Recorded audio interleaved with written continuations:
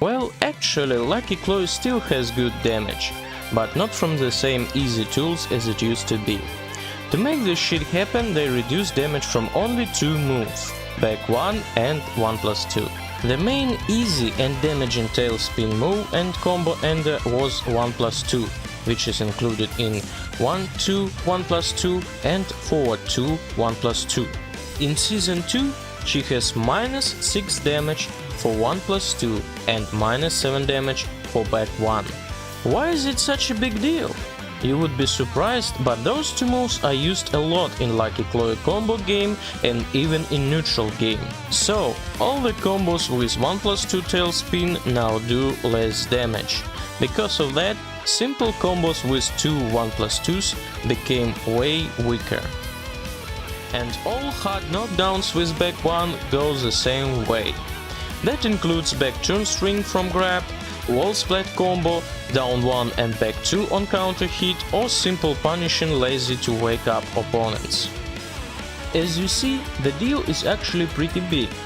Back then, Chloe could just do triple down forward 1 with forward 2 1+2 combo into 1 down forward 1 back 1 wall combo. Add to this a crazy Okizeme, cause back 1 flip the opponent on the stomach, and you get it, big fucking damage for free. Well, not anymore. And by the way, up forward 3 also had damage nerf, more on that later. Well, there is actually a good thing about that, cause now you need at least some little skill to do combos on Chloe. There is a way to do old big damage on her. You need to do down forward 2 string instead, and finish wall splat combo with 3-4, which gives shitty Okizeme but bigger damage. Well, it's pretty logical now. Many characters have at least one combo for better damage and another for better wall carry or Okizeme. This way, Chloe joined them with back 1 for better Okizeme and 3-4 for bigger damage. Okay, they buffed Chloe's down forward 2 string damage, so what?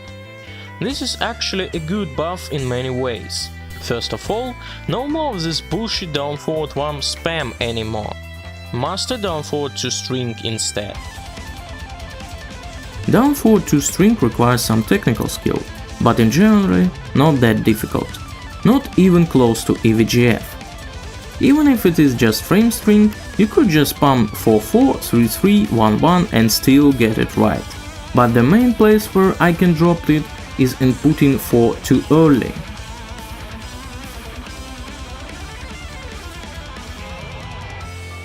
You should also master Chloe's down forward 2 string for sidestep and back turn situations.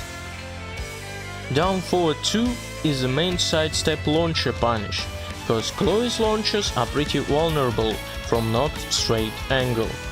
Before Season 2, the only option from launching opponent in back or from side was doing down forward 2 string.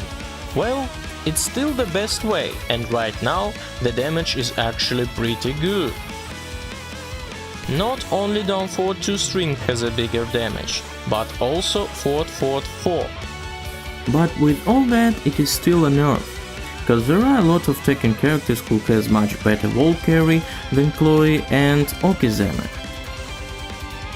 And the only good wall carry juggle from simple launches that Chloe has is down forward 1, back 4, down forward 1, forward 2, 1+2. And now this combo deals less damage than down forward 2 string. So yeah, not good stuff.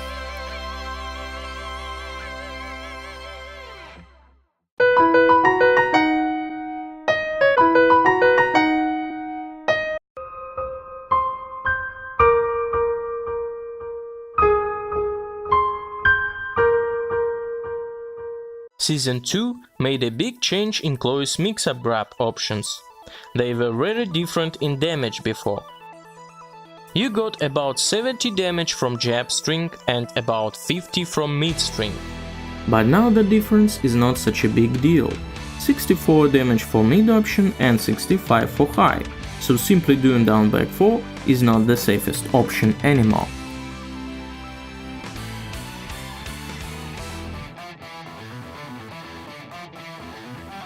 To sum this up, Lucky Chloe still has a good damage and Okizeme, but it is not that cheap anymore, and I think that's a good change.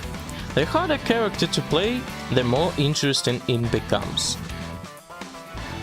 Lucky Chloe was one of the best poking characters in Season 1. I mark her poking potential as 8 of 10. The only thing she didn't have is Magic 4, but now her poking game got a little nerfed by making her a better mix-up character.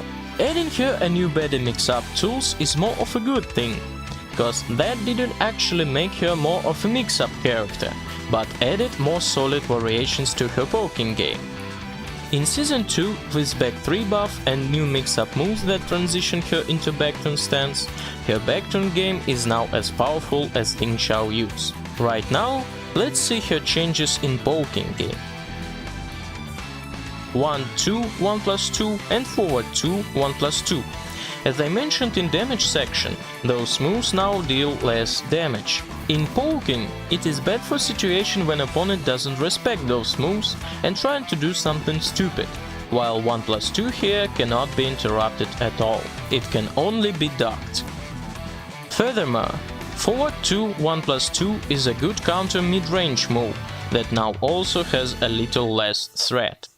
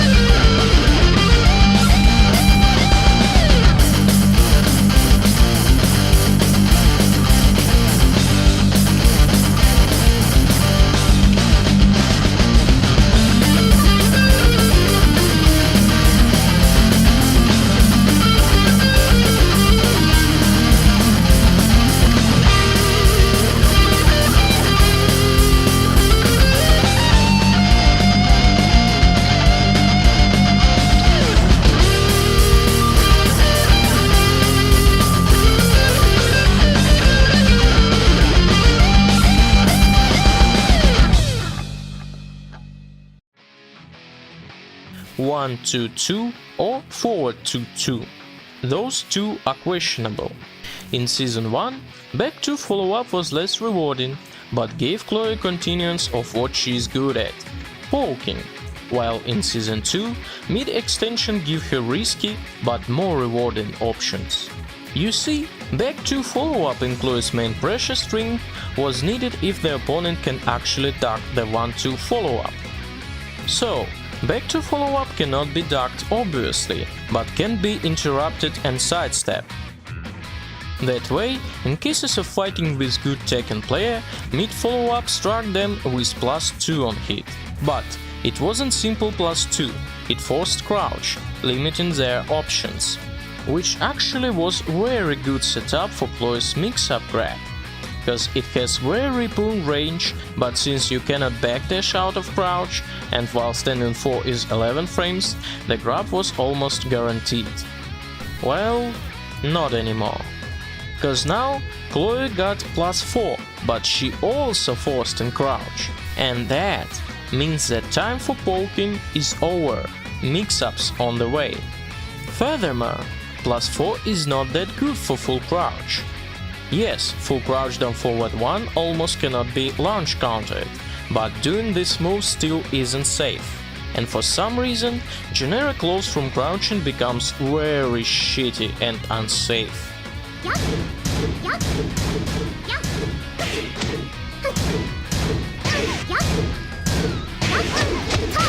You can, of course, threat the opponent with while standing 1-4, but it's -16 and aside from using it on aggro morons, I do not recommend that either. So, the main and safest options for Chloe after mid follow-up are sidestep 4, dig jab, while standing 4 and while standing 1 as a poke. Of course while standing 1 and while standing 4 both are good, but lows are risky while standing 1-4 are launch punishable and close hop kick are very punishable also. New forward 2-2 on block is almost the same, but now you cannot move freely and lost some good standing options. By the way, mid extension as back 2 does hard knockdown on counter hit, but with the fact that it comes out 1 frame slower, the chances of this happening is even less. But at least you deal more damage with while standing 3. In the end, in my opinion, she was better with just +2. Fast damaging lobs, only -13 on block. In Season 2 they are even more threatening, cause now if, let's say, you do down back 3-4 on +6 and opponent decided to retaliate, you got 2 hits for free, and that is very good.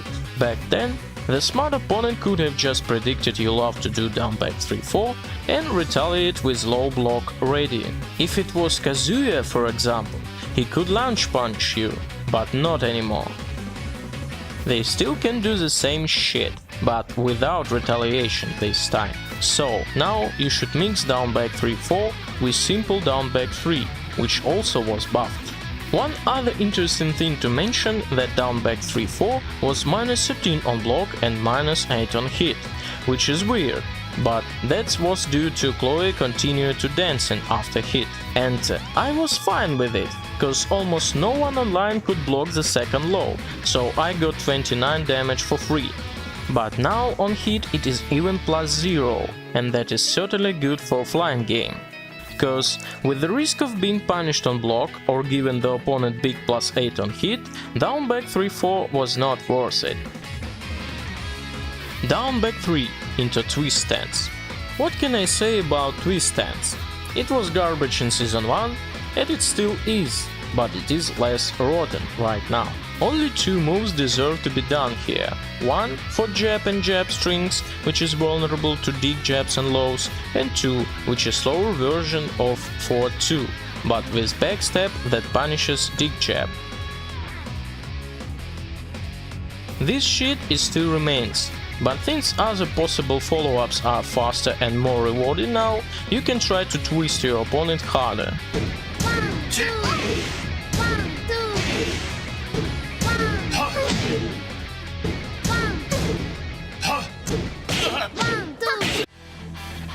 Down back 4-4, another poking low but with crouching properties. 18 frames, somewhat safe, annoying low with big reach that leads to skewed stance and never-ending blender. The first low is now safer and more rewarding by itself. -14 on block and -3 on hit. For some reason, as back 2, down back 4 also now forcing crouch, and that is really stupid, cause with -3 there is no way crouch states could be useful. Not offline for sure, but hey, we use down back 4 almost every time with mid extension. That way, people might wait a little more until retaliation, cause if they do and Chloe hit confirmed that, they are fucked. Unless your opponent decides to backdash, then you are fucked, cause big range mid options will be blocked, while low options with punish. So, use down back 4 crouch mix-up only on scrubs. Using mid extension in down back 4-4 also makes it launch punishable by any while standing launcher if they block the first hit, but if they don't, the second hit is only -1, which is nothing. Plus, it can go for devastating 3+4 extension on counter hit that also was buffed. So, in the end, you use down back 4 as usual, for chipping away opponent's health by crouch tracking low with good extensions that were interruptible by jabs in Season 1, but not anymore. Yay! Down 2 was a good poking move versus people who don't backdash like bastards.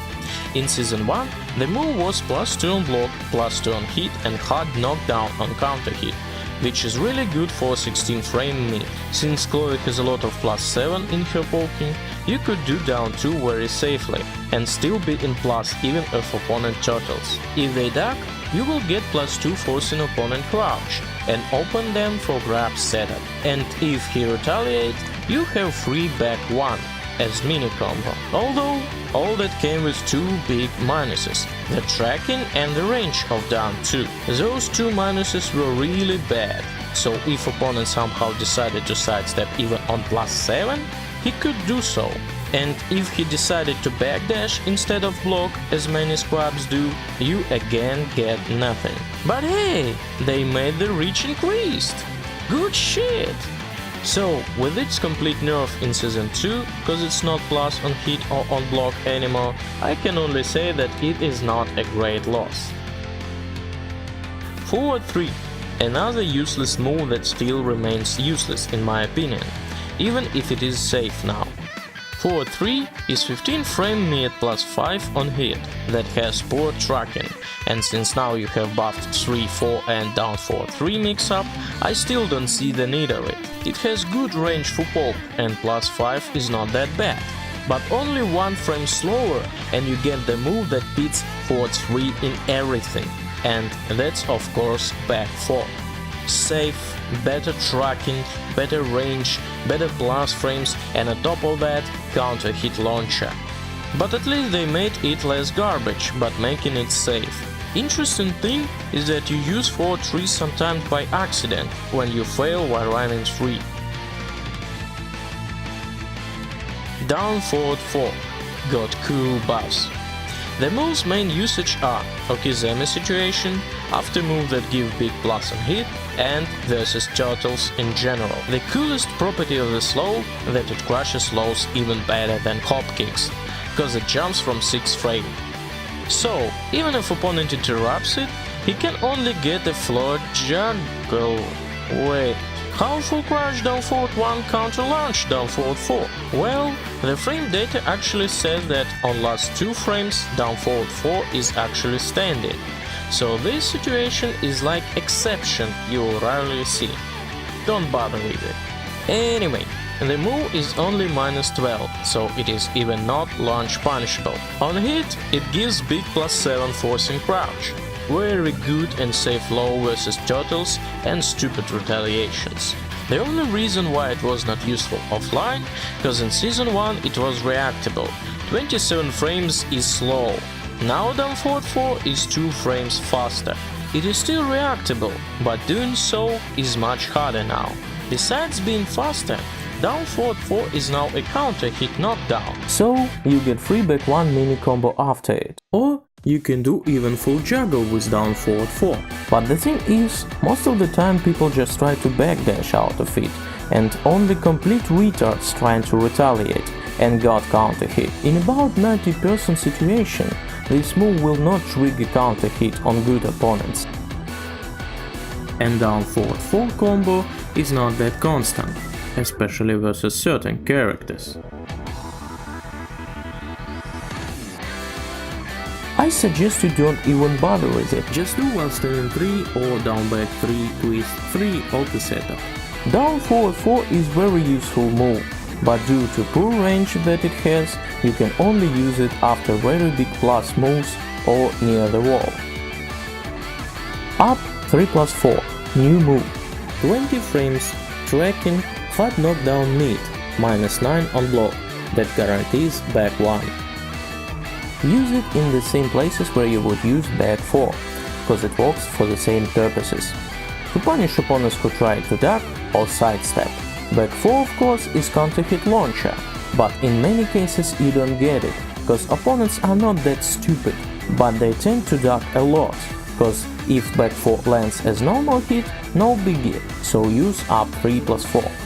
The only bad thing about this move is that damage is not worth it, cause new back 1 deals too low damage for 12 frame mid that can only crush lows. It is safe, yes, but has no mid crushing whatsoever. As I nearly found, you don't actually need to use back 1 as Oki tool anymore, cause while standing 3 works the same way, with almost the same speed, has better properties and better pushback, so yes. Thank you Harada-san for destroying back 1 as good move. Now it is even not decent. Back 1. That move got a big nerf actually. I don't know why it was such a big deal for them, but now this move is just a parody of its former glory.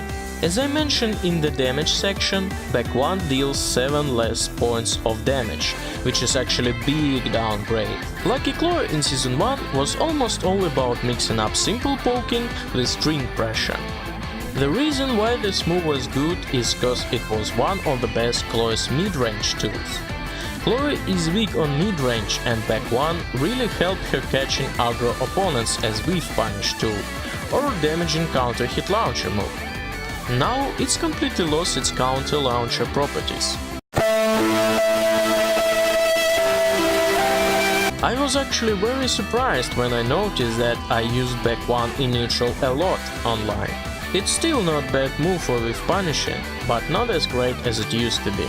Well, it becomes safer now, only -11, like anyone punished it properly before.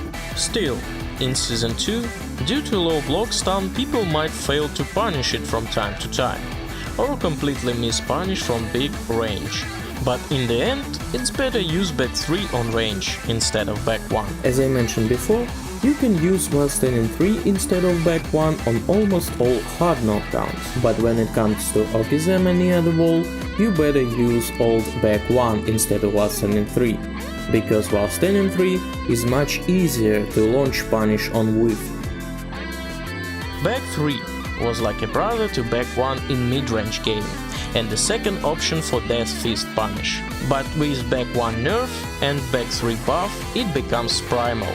The move has the best transition into backturn stance, since it gives +13, making backturn options uninterruptible. Although, due to big pushback, the only valuable option was Kali Roll mix-up. But since opponent now is closer on hit, other backturn options are also valuable, as well as non-transition into backturn stance at all, since back 3 gives big +10 on hit. Back 3 is actually -11, but I'm sure no one smart would be punishing it with jabs, cause Kali Roll completely crushes highs and even high hitbox mids. So, the move now is even better after +7, cause it's homing, somewhat safe and gives big plus for mix-ups. Buff or not, I still suggest you do back 3 into backturn every time, cause it is a win-win situation. But if you are close to the wall, you better go for non-backturn instead, cause on hit it has much safer variations, and again, I doubt someone will use highs to punish it. The main dilemma about new back 3 is that on hit without backturn it has better options, but on block the choice would be backturn, cause Kali Roll has some nasty crushing on the startup, so even on block your turn is not over.